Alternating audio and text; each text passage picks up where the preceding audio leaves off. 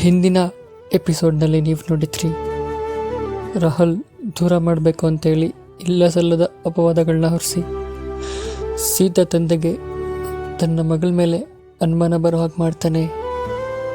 ಅದರಂತೆ ಸೀತಾಳ ತಂದೆ ತನ್ನ ಹೆತ್ತ ಮಗಳ ಮೇಲೆ ತಾನೇ ಅನುಮಾನ ಪಡುವಂತಹ ಪರಿಸ್ಥಿತಿ ಎದುರಾಗುತ್ತೆ. ಒಂದು ದಿವಸ ಏನಾಗುತ್ತೆ, ಅದರ ಮಾರನೇ ದಿವಸ ಸೀತಾಳ ತಂಗಿ ಶ್ವೇತಾ ಅವಳನ್ನ ಬಿಟ್ಟು ಬಿಡದೆ ಕಾಡ್ತಾ ಇರ್ತಾಳೆ. ಒಂದು ನಿಮಿಷನೂ ಫ್ರೀ ಆಗಿ ಬಿಡದೆ ಕಾಲ್ ಮೇಲೆ ಕಾಲ್ ಮಾಡ್ತಾ ಇರ್ತಾಳೆ. ಇದನ್ನು ಅರಿತ ಸೀತಾ ತಾನು ಪ್ರೀತಿಸ್ತಿದ್ದ ಹುಡುಗನೊಂದಿಗೆ ಮಾತನಾಡ್ತಿರೋದಾಗಿ ಅವಳ ಹತ್ರ ಹೇಳ್ಕೊತಾಳೆ. ಇದಾದ ನಂತರ ಶ್ವೇತಾಗೆ ಅವಳನ್ನು ಪರಿಚಯ ಕೂಡ ಮಾಡಿಕೊಡ್ತಾಳೆ.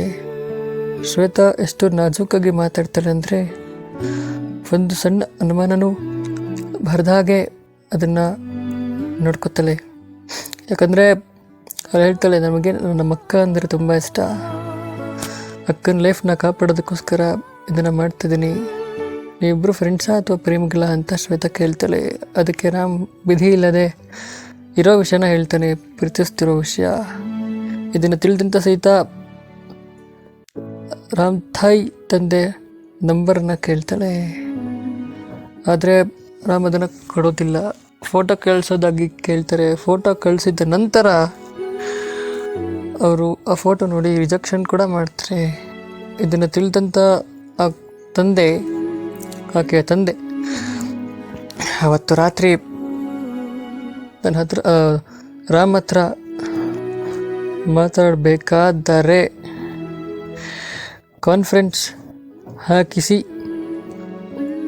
ರಾಮ್ ಮುಂದೆನೇ ವಾರ್ನ್ ಮಾಡ್ತಾರೆ, ನೀನೇನಾದರೂ ಅವನ ಹತ್ರ ಮಾತಾಡಿದ್ರೆ ನಿನ್ನ ಪ್ರಾಣಕ್ಕೆ ಅಪಾಯ ಇದೆ ಅಂತ ಬೆದರಿಕೆ ಆಗ್ತಾಳೆ. ಇದಕ್ಕೆ ಹೆದರಿದಂಥ ಸೀತಾ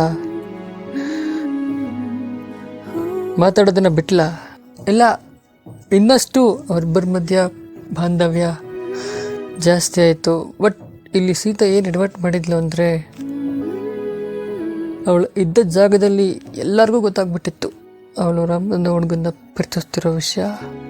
ರಾಮ್ ಕೂಡ ಅದೇ ಕಾಲೇಜಲ್ಲೇ ಓದ್ತಾ ಇದ್ದಿದ್ದರಿಂದ ಕಾಲೇಜವರೆಲ್ಲರೂ ರಾಮ್ 1 ವಾರಗಳು ಊರಲ್ಲಿ ಇರಲಿಲ್ಲ. ಆ ಸಮಯದಲ್ಲಿ ಇವಳಿಗೆ ರೇಗಿಸ್ತಾ ಇದ್ರು.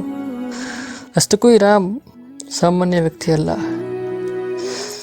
ಒಬ್ಬ ಸಂಗೀತ ನಿರ್ದೇಶಕ, ಲಿರಿಕ್ಸಿಸ್ಟ್ ಮತ್ತು ಸಿಂಗರ್ ಕೂಡ ಹೌದು.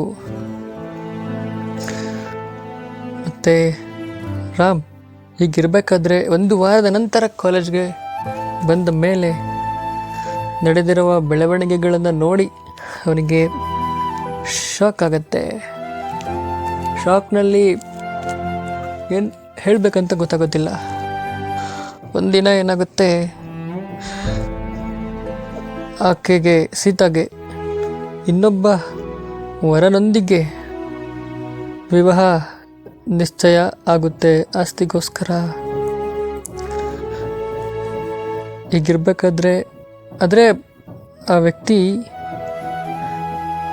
ಜೊತೆ ಮದುವೆಗಾಗಿ ಇವಳಿಗೆ ಇಷ್ಟ ಇರೋದಿಲ್ಲ. ಹೊಲ ಗದ್ದೆ ಇದೆ ಅನ್ನೋ ಕಾರಣಕ್ಕೋಸ್ಕರ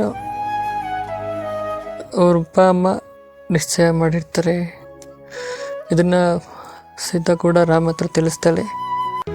ಅದಕ್ಕೆ ರಾಮ್ ಎಲ್ಲಾದರೂ ದೂರ ಹೋಗೋಣ ಅಂತ ಹೇಳಿದ್ರು ಕೂಡ ತಂದೆಯ ಪ್ರಾಣ ಬೆದರಿಕೆಗೆ ಹೆದರಿ ತನ್ನ ಪ್ರೀತಿನ ಅವಳು ಬಿಟ್ಕೊಡ್ತಾಳೆ. ಕುಟುಂಬಕ್ಕೋಸ್ಕರ ಅವಳು ತಾನು ಪ್ರೀತಿಸ್ತಿದ್ದ ಹುಡುಗನ್ನ ಬಿಟ್ಟು ಅವತ್ತೊಂದು ದಿವಸ ಕಾಲೇಜನ್ನೇ ಬಿಟ್ಟು ಹೋಗ್ತಾಳೆ.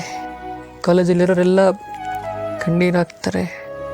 ಇದನ್ನು ಪ್ರಿನ್ಸಿಪಲ್ ಕೂಡ ರಾಮ್ಗೆ ಹೇಳ್ತಾರೆ. ಯಾಕಂದರೆ ರಾಮ್ಗೆ ಅವತ್ತು ಹುಷಾರಿದ್ದಿಲ್ಲ ಅಂತ ಬಂದಿರಲಿಲ್ಲ.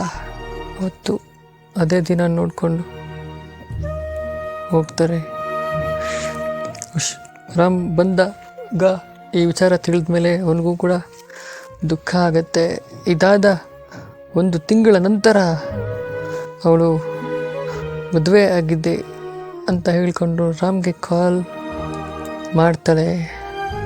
ಆಗ ನಡೆದಂಥ ಕಾನ್ವರ್ಸೇಷನ್ ಏನು ಗೊತ್ತಾ? ಯಾಕೆ ನನಗೆ ತುಂಬ ಕಷ್ಟ ಆಗ್ತಿದೆ ಲೈಫ್ ನಡೆಸೋದಕ್ಕೆ, ನನಗೆ ಊಟ ತಿಂಡಿ ಏನೂ ಸೇರ್ತಿಲ್ಲ. ನಾನು ಯಾರನ್ನೇ ಮದುವೆ ಆಗಿದ್ರು ನಿನ್ನ ನೆನಪಲ್ಲೇ ಇರ್ತೀನಿ. ನನ್ನ ಮನಸ್ಸಿಗೆ ಇಷ್ಟ ಆದವರು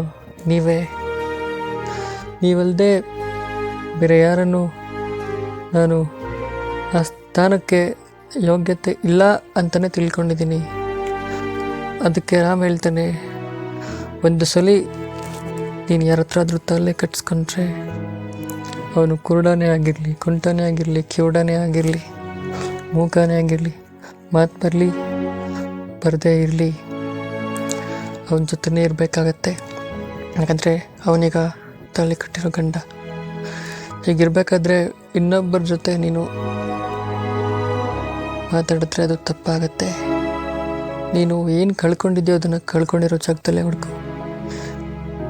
ಅದಕ್ಕೆ ರಾಮ್ ಹೇಳ್ತಾಳೆ, ಅದು ಹೇಗೆ ಸಾಧ್ಯ ಅಂತ ಸೀತಾ ಕೇಳಿದಾಗ, ನೀನು ನನ್ನಿಂದ ಕಳ್ಕೊಂಡಿರೋ ಪ್ರೀತಿನ ಅವನಲ್ಲಿ ಕಂಡ್ಕೋ, ನನ್ನ ನೆನಪನ್ನು ಮರೆತು ಬಿಡು, ಮತ್ತು ನಾನು ಇನ್ನು ಪ್ರೀತಿಸ್ತಿರೋ ವಿಚಾರಗಳು ಕೂಡ ಹೊರಗಿನ ಪ್ರಪಂಚಕ್ಕೆ ಗೊತ್ತಾಗಬಾರ್ದು. ಇಷ್ಟಾದರೂ ಕೂಡ ಸೀತಾ ತನ್ನ ಅತ್ತೆ ಫೋನಿಂದ ಫೋನ್ ಮಾಡ್ತಾನೇ ಇರ್ತಾಳೆ. ಫೋನ್ ಮಾಡಿ ಅವನ ಹತ್ರ ಮಾತಾಡ್ತಿರ್ತಾಳೆ. ಒಂದು ದಿವಸ ಮಾತಾಡಿದೆ ಕೂಡ ಅವಳಿಗೆ ಊಟ ಸೇರ್ತಿರಲ್ಲ ಅಂಥ ಪರಿಸ್ಥಿತಿ.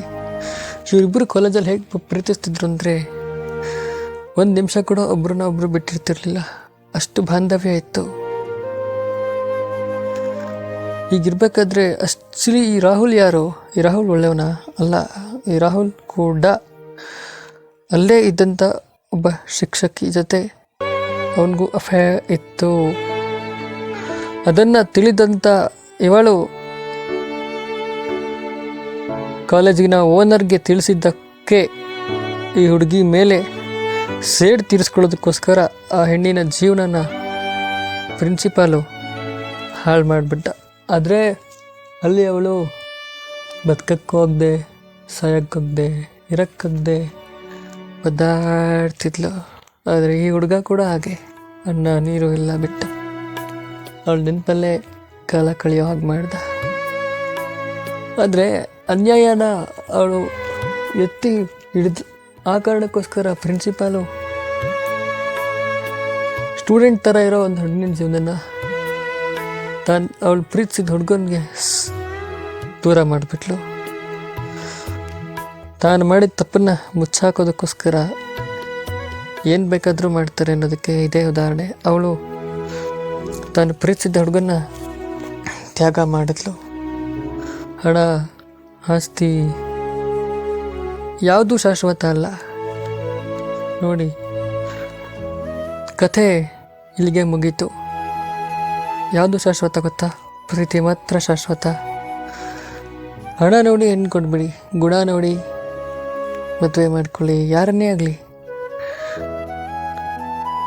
ನಿಮ್ಮ ಮಗ ಅಥವಾ ಮಗಳು ಪ್ರೀತಿಸ್ತಾ ಇದ್ದಾಳೆ ಅಂತ ಅನ್ಸಿದ್ರೆ ನಿಮಗೆ ಗೊತ್ತಾದಾಗ ಅವನಲ್ಲಿರೋ ಗುಣಗಳನ್ನ ನೋಡಿ ನೀವು ಮದುವೆ ಮಾಡಬೇಕು ಬೇಡವೋ ಅಂತ ನಿರ್ಧಾರ ಮಾಡಿ, ಹೊರತು ಅವನಲ್ಲಿರೋ ಆಸ್ತಿನೋ ಹಣಕ್ಕೋ ಆಸೆ ಬಿದ್ದು ಮದುವೆ ಮಾಡಕ್ಕೆ ಹೋಗ್ಬೇಡಿ. ಮುಂದೆ ಕಷ್ಟಪಡ್ತಿರೋ ಥರ ನಿಮ್ಮ ಮಗ ಅಥವಾ ಮಗಳು ಕೂಡ ಕಷ್ಟಪಡಬಹುದು. ಮಕ್ಕಳ ಜೊತೆ ಫ್ರೆಂಡ್ಲಿ ಆಗಿರಿ. ಮಕ್ಕಳನ್ನ ಯಾವತ್ತೂ ಭಯದಲ್ಲಿ ಬದುಕೋ ಥರ ಮಾಡಬೇಡಿ. ಅರ್ಥ ಆಯ್ತಾ? ಮತ್ತು ಮಕ್ಕಳನ್ನ ದೇವ್ರ ಸಮ ಅಂತಾರೆ. ತಂದೆ ತಾಯಿಯಾದವರು ಮಕ್ಕಳಿಗೆ ಸ್ನೇಹಿತರ ಥರ ಇರಬೇಕು. ಆಗ ಮಾತ್ರನೇ ಲೈಫು ಉದ್ಧಾರ ಆಗೋದಕ್ಕೆ ಸಾಧ್ಯ. ಈಗಲೂ ಕೂಡ ಅವಳು ತನ್ನ ಪ್ರೀತಿಸಿದ ಹುಡುಗ ನೆನಪಲ್ಲೇ ಇದ್ದಾಳೆ. ಇದಲ್ವಾ ನಿಜವಾದ ಪ್ರೀತಿ ಅಂದರೆ? ನಿಜವಾದ ಪ್ರೀತಿಗೆ ಯಾವತ್ತೂ ಸೋಲಿರಲ್ಲ ಅಂತ ಹೇಳ್ತಾ ಈ ಕಥೆನ ಇಲ್ಲಿಗೆ ಮುಕ್ತಾಯ ಮಾಡ್ತಿದ್ದೀನಿ. ಮುಂದಿನ ಸಂಚಿಕೆಯೊಂದಿಗೆ ನಾನು ಮತ್ತೆ ಬರ್ತೀನಿ. ಅಲ್ಲಿವರೆಗೂ ಕೇಳ್ತಾ ಇರಿ ಹೇಮಂತ್ ಜೊತೆ ಮತ್ತಷ್ಟು ಕಥೆಗಳು.